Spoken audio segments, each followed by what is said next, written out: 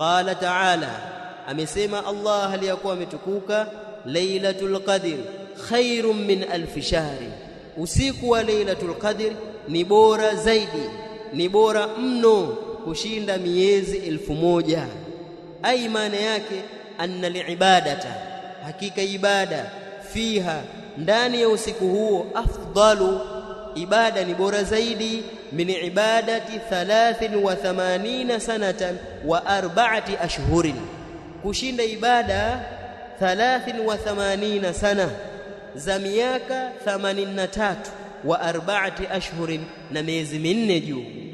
Yule atakayefanikiwa akafikishwa na Allah kuudiriki usiku wa lailatul qadr na akafanya ibada ndani ya usiku huo, ibada zake kiujira ni bora zaidi kushinda ibada za mtu aliyefanya miaka 83 na miezi minne, miaka ambayo ndani yake hakuna lailatul qadr, miezi ya kawaida tu. Miezi 1000 ni sawa na umri wa mtu miaka 83 na miezi minne.